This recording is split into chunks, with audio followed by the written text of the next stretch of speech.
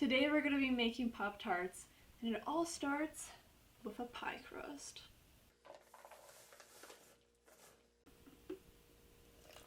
So we're just going to be adding 4 to 5 tablespoons of water, 1 tablespoon at a time. After each tablespoon, you can just stir it in, and that'll gradually start making the crust. Okay, so our dough is finally formed. It's just one little glob of stickiness. So now we're going to take some flour and a rolling pin, and we're just going to spread out the pie crust and roll it out. Put the dough on. So now we're going to take a cookie pan and we're going to start cutting this dough up. And if you have like a shaper or whatever, definitely use that. I'm just going to be using a knife.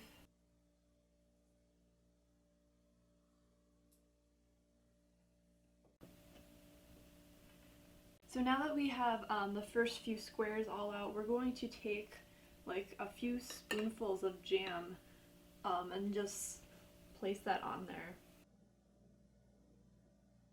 For the next step, we're just going to be taking the remaining pie dough and just putting that on top of the jam. The rest of my dough is just kind of in weird little shapes. I'm just going to roll it up again and then spread it out so that it can just get into that rectangle shape again.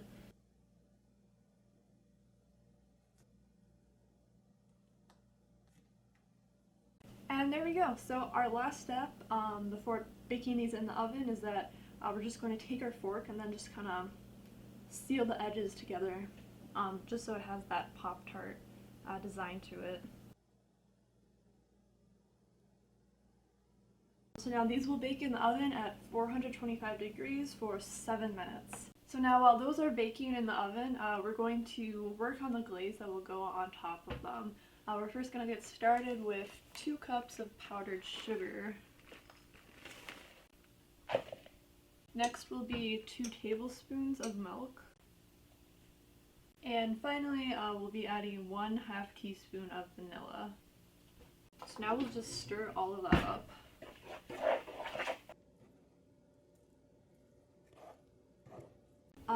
So it is pretty thick, as you can see from how slow it falls down. You definitely want it that way, just for spreading them. The thicker it is, kind of the more easier it is for spreading and for staying on the Pop-Tart as well. So you may have noticed, but I did only get 4 Pop-Tarts. If you want more, you probably would either want to reduce the size that I made them into, because I probably made them double what the store-bought versions are. Okay, so now that the glaze is finally all spread out, the next step is just to decorate them however you would like to. I have some multicolored sprinkles that I'll be using. And also a good idea is to put the sprinkles on before the glaze sets, otherwise it just falls right off. Just in case that happens, you can just lightly press them in, and that'll work fine too.